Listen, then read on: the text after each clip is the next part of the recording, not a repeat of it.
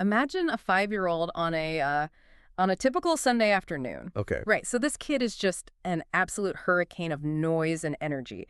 Like they're directing imaginary traffic in the middle of the living room. Oh, yeah. The classic toddler chaos. Exactly. Singing theme songs at the top of their lungs, loudly explaining some wildly convoluted story about, I don't know, a dinosaur and a spaceship and a missing shoe. Right. They are basically, in every measurable sense, a total chatterbox. Yeah, totally expressive and uninhibited. Right. But then Monday morning rolls around, they step off the school bus, they cross the threshold of their classroom, and they just go completely, entirely silent. Wow.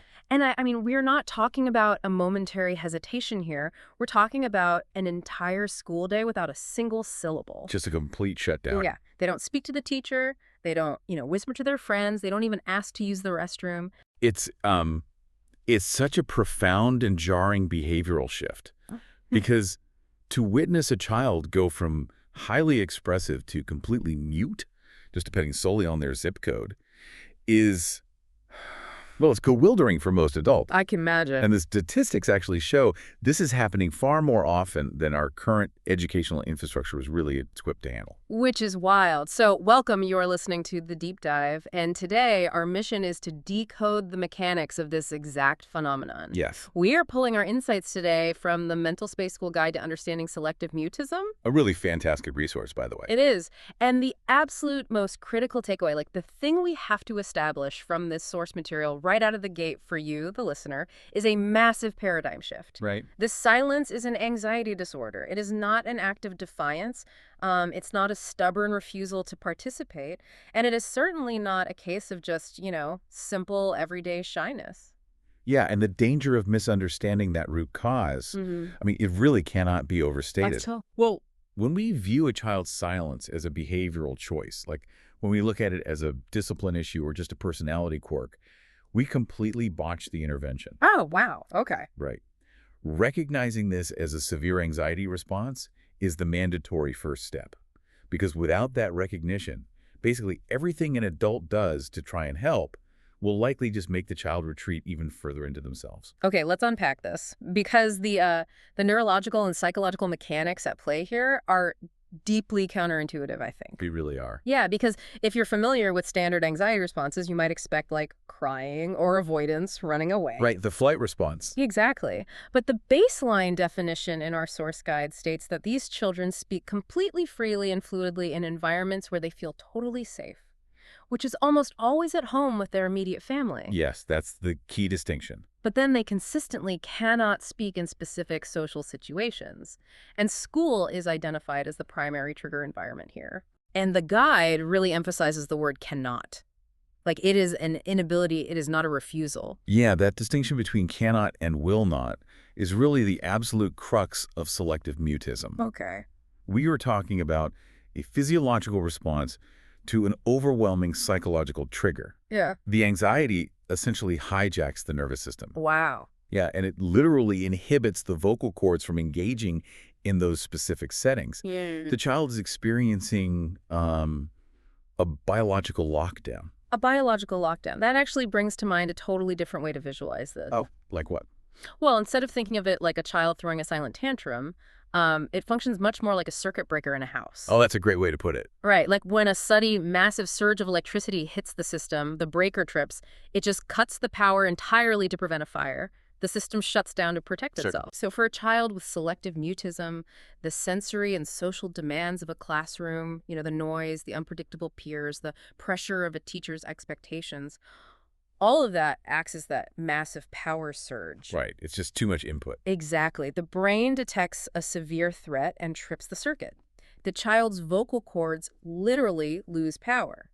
So it's an involuntary safety mechanism. It's not a conscious boycott of the classroom. What's fascinating here is how frequently the adults in the room misinterpret that tripped circuit breaker. Yeah, I bet. A teacher or a really well-meaning family member will observe this silent child and they'll apply their own adult logic to the situation. Right. They think they're being rational. Exactly. They think, well, I saw this kid talking my ear off at the grocery store on Saturday.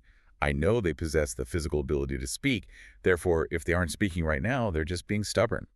And the source guide explicitly warns against that exact interpretation. So what is the actual cascading damage when a teacher or a parent assumes the child is just being obstinate. Well, when an adult believes a child is just being stubborn, the default response is almost always to apply pressure. You try to force compliance. Like giving them an ultimatum. Right. A teacher might offer a bribe, or even worse, they might leverage a punishment. They might say, you cannot go out to recess with your friends until you answer my question. Oh, no. That sounds terrible. It is, because if you apply pressure to an involuntary physiological freeze response, you do not reset the circuit breaker. You just make it worse. Exactly. You just dump more voltage into the system, you amplify the anxiety, which makes the physical inability to speak even more entrenched. But then, the alternative misinterpretation seems just as damaging. Like, if an adult swings to the total opposite extreme and says, oh, they're just a quiet kid, they're just painfully shy, let's just leave them alone and they'll eventually grow out of it. Yeah, leaving them alone guarantees the anxiety solidifies into a permanent architecture in their brain. By ignoring it, you basically leave the child stranded in a state of chronic high-alert anxiety for 7 hours a day, 5 days a week. That sounds exhausting. It is. And the guide is very specific about the timeline here. For a clinical diagnosis of selective mutism, this pattern of silence has to occur consistently for at least 1 month. Okay, so that 1 month rule, that filters out the standard back-to-school jitters, right? Precisely. Because, a lot of kids are quiet for the first week of kindergarten because the environment is incredibly novel and, a bit intimidating. Sure, that's completely normal. But a neurotypical child regulates that baseline anxiety after a few weeks and just naturally begins to integrate. That's exactly the distinction the month-long criteria is meant to establish. If the silence stretches beyond that initial adjustment period, and it's actively interfering with their educational progress and their ability to make friends, Right. then it has crossed the threshold from a simple adjustment period into a clinical anxiety disorder. And we are not talking about a handful of isolated cases nationwide either. Not at all. The onset typically occurs before the age of 5, like right as they are entering the school system.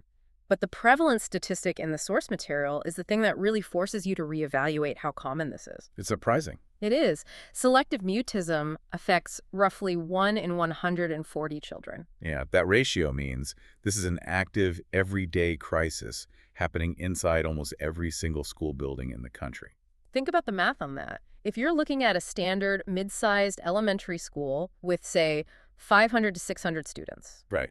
that means there are likely 3, 4, maybe 5 children in that single building silently enduring this disorder. Yes. And because their primary symptom is silence, they aren't causing a disruption, right? They aren't throwing chairs or yelling.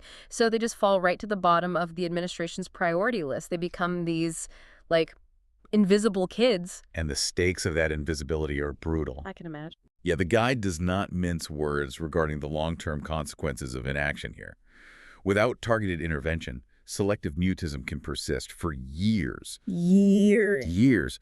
The child essentially watches their own childhood happen without them. They see their peers making jokes, answering questions, forming all these complex social bonds. Oh, that's heartbreaking. It really is. And they are trapped behind this invisible wall, screaming on the inside, but entirely unable to project it outward.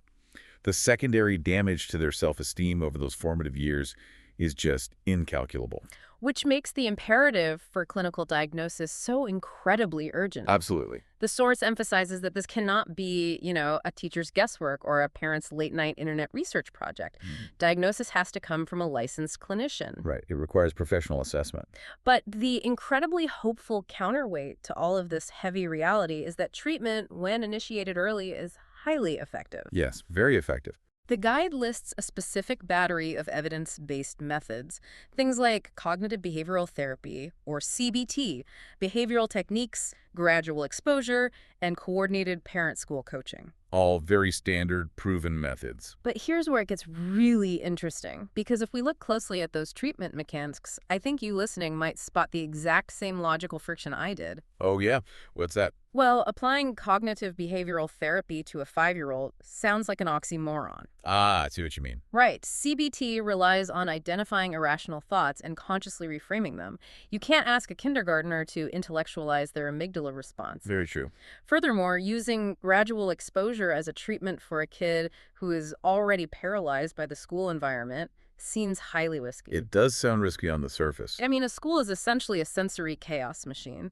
There's bells ringing, hundreds of kids shouting in the hallways, completely unpredictable cafeteria dynamics. Oh, the cafeteria is the worst for sensory overload.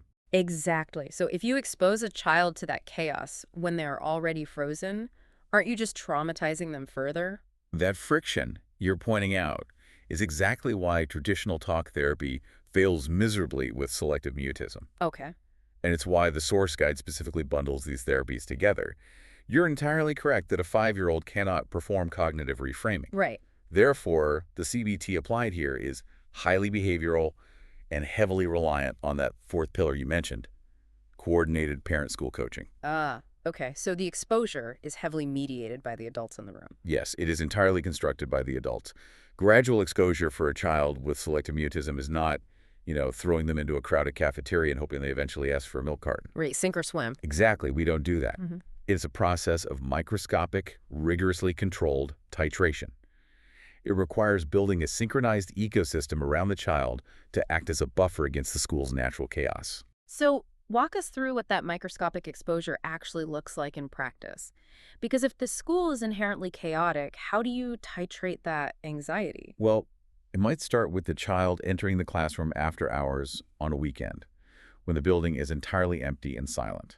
Oh, interesting. Right. The only other person in the room is their parent, who is their established safe person. The child speaks freely in that environment. They're essentially mapping the physical space of the classroom without the social threat. That makes total sense. Yeah, and then in the next session, they might do the exact same thing, but the teacher sits in the hallway, out of sight, just listening. Wow, microscopic is the right word. Very small steps. The session after that, the teacher sits inside the room, but faces the wall and reads a book, making zero eye contact. Okay. The demands for communication are slowly, imperceptibly increased. But for this to work, the teacher, the parent, and the clinician must be operating with flawless coordination. Which requires an immense amount of infrastructure. I mean, the idea of getting a parent, a classroom teacher, and a licensed clinician on the exact same page, executing the same microsteps every single day. It's a lot to ask. It sounds like an absolute logistical nightmare for a public school system that is already stretched incredibly thin. Oh, absolutely. And that brings us to the operational reality highlighted in our source material. We really need to look at how a state is actually attempting to build this ecosystem, specifically focusing on MentalSpace School and their operations down in Georgia. Yeah, the Georgia model is a direct answer to the logistical impossibility you just described. Right. Because expecting a single teacher to manage a highly delicate psychological fade-in exercise while simultaneously managing 29 other loud, active students is just setting everyone up for failure. Yeah, it's totally unfair to the teacher. So according to the guide, MentalSpace School is providing K-12 mental health support that is specifically embedded right into Georgia schools. Embedded is the key word there. Right. They aren't an outside clinic just hoping for a referral. Yeah. They are utilizing dedicated therapist teams assigned directly to the schools. And the centerpiece of this model is same-day teletherapy. Yes. They are building the clinical infrastructure right into the daily educational rhythm. And the scope of their intervention is also really crucial here. How so? Well, while they provide the highly specialized framework needed for selective mutism, their mandate covers the entire spectrum of school-based mental health. Oh, wow. Okay. Yeah, the source notes their services include crisis intervention, suicide and violence prevention, and crucially, staff wellness and family counseling. Oh, the staff wellness component stands out immediately. Because if a teacher is entirely burned out, running on empty, they do not have the emotional bandwidth or the executive function required to participate in the nuanced exposure therapy we just discussed. Exactly. The ecosystem is only as strong as the adults maintaining it. Right. But the integration of these services isn't just, a sudden burst of goodwill from the state. There is a rigid legal and compliance framework driving this integration in Georgia. Oh, the legislation. Yes, the guide notes that MentalSpace operates with full HIPAA and FERPA compliance, which protects both medical and educational privacy. But more importantly, it explicitly mentions that they provide support for Georgia's HB 268 compliance. And pointing to a July 2026 deadline, let's drill into that for a second. The presence of a legislative mandate with a hard deadline, HB 268, tells us that the state is no longer viewing mental health support as an optional extracurricular luxury. Not at all. They are classifying it as mandatory educational infrastructure. Schools are being legally compelled to have these comprehensive systems operational by July 2026. Right. And MentalSpace is positioned as this turnkey solution for districts that are scrambling to meet that compliance. The legislation forces the structural change, but the implementation still has to survive contact with reality. Exactly. Which is where the teletherapy component becomes the absolute linchpin. And this is where I have a massive logistical question for you on behalf of everyone listening. Okay, let's hear it. We established that a child with selective mutism is so paralyzed by anxiety that they cannot speak to a teacher standing 3 feet away in the physical room. Right. So if that is the baseline reality, how does same-day teletherapy actually function? Putting a terrified, silent child in front of a webcam to talk to a stranger on a screen sounds like a recipe for a completely dead-end session. Yeah. If we connect this to the bigger picture of the synchronized ecosystem we built earlier, the mechanism of the teletherapy makes perfect sense. Okay, I'm listening. The fundamental misunderstanding here is assuming the teletherapy session is primarily for the child to speak to the therapist. Oh, wait. If the child isn't the primary conversationalist, who is the therapist talking to? The adults controlling the environment. Oh, wow. Yeah, the teletherapy model is the exact tool that allows the clinician to perform the family-school coordination without the impossible logistical hurdle of driving out to the school building every single day. That is brilliant. It is. The therapist is using the teletherapy platform to actively coach the teacher and the parent. So they're running that fade-in exercise digitally. Exactly. Picture this scenario. Okay. The child is in a quiet room at the school with their parent, just playing a familiar board game. They are speaking to their parent. The therapist is connected via a laptop on the desk, but the therapist's microphone and camera are completely off. They're just a fly on the wall? Right. They are a silent observer. The child knows the laptop is there, but there is zero pressure to interact with it. Okay. Over a series of sessions, the therapist might turn on their camera, but remain muted. Then eventually the therapist might unmute just to make a neutral comment about the board game, not even requiring a response. Wow. The teletherapy allows the clinician to meticulously control their own presence while also being available to instantly advise the teacher if the child's anxiety spikes during, say, a morning routine. It totally transforms the therapist from an isolated clinician in a distant office into a real-time tactician. Yeah. Just whispering plays into the ears of the parents and teachers who are actually on the field with the child. It democratizes the clinical expertise. But even the most brilliant tactical approach is utterly worthless if the families who desperately need it cannot access it. Right. That is the ultimate bottleneck in American healthcare, isn't it? Unfortunately, yes. The guide tackles these barriers to access head-on, focusing on both the cultural and the financial hurdles. On the personnel side, it guarantees that the MentalSpace therapists are licensed, diverse, and culturally competent. Which is so important. It really is, because when you're asking a therapist to evaluate family dynamics, interpret behavioral norms, and coach parents through deeply personal struggles, a lack of cultural competence can instantly derail the trust required for that ecosystem to function. Absolutely. Cultural alignment is the foundation of trust in family counseling.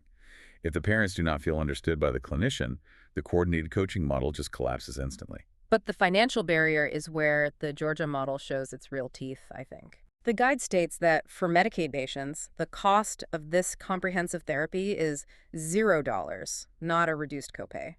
Zero. Removing the financial friction entirely for the most vulnerable demographic is a massive systemic lever. It means early intervention is no longer gated by a family's disposable income. And they have essentially erased the bureaucratic nightmare for everyone else, too, by integrating with almost every major provider. Right. They accept a ton of insurances. Yeah, rather than making parents navigate out-of-network reimbursement forms, they accept a sweeping range of commercial and state-funded insurances. They've cast an incredibly wide net to ensure that a billing issue is never the reason a child is left to struggle in silence. And the direct result of casting that wide net is the ability to generate robust, population-level outcome data. Right, because they have the scale. Exactly. When you remove the financial and logistical barriers, you get to see if the therapy actually works at scale. And the hard data provided in the source is striking. The numbers are phenomenal. They are reporting an 89% rate of improved attendance. Yeah, and they show a 92% reduction in anxiety, which all cascades into an 85% family satisfaction rate. That 92% reduction in anxiety is really the linchpin metric here. Why is that? Well, it validates the core thesis of the entire guide. If selective mutism were truly a behavioral issue of stubbornness, treating the anxiety wouldn't move the needle on the child's speech. Oh, that makes so much sense. Right. But because it is fundamentally an anxiety disorder, the moment you successfully drop the anxiety by 92%, the vocal cords unlock. The speech naturally resumes.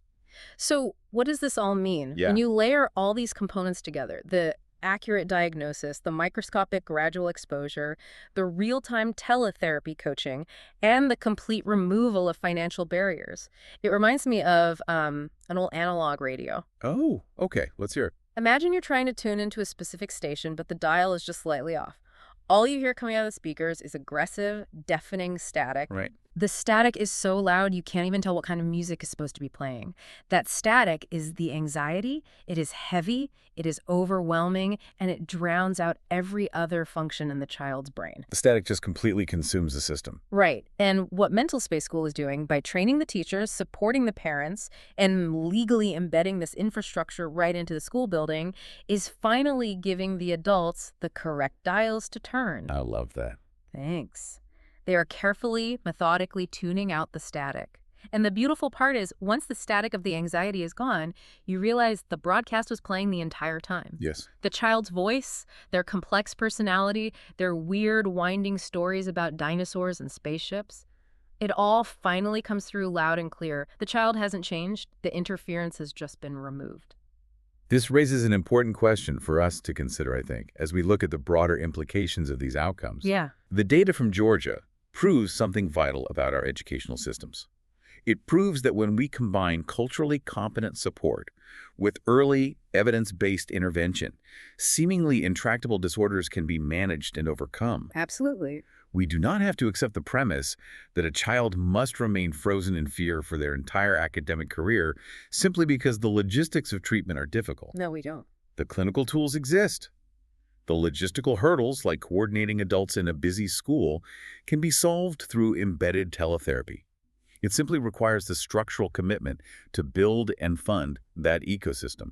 It requires treating a child's mental health as foundational to their education, not just secondary to it. Exactly. For you listening, we've covered a lot of ground today in this deep dive. We started by dismantling the myth that a silent child in a classroom is merely being stubborn or obstinate. Right. We recalibrated our understanding to see selective mutism for what it truly is, a severe, involuntary biological freeze response triggered by an anxiety disorder. A total paradigm shift. But the prevailing message from our source material is one of deep optimism. Through coordinated coaching, microscopic exposure, and systemic models like the ones mandated in Georgia, these children can be systematically guided out of their silence. They can reclaim their agency in their own lives. For those of you who are located in Georgia, or, if you're an educator or a parent simply looking to understand how K-12 mental health resources can be successfully integrated at scale, the source guide directs you to their primary hub at MentalSpaceSchool.com. Very easy to find. Yes, and you can also reach their clinical coordination team directly via email at mentalspaceschool@chictherapy.com.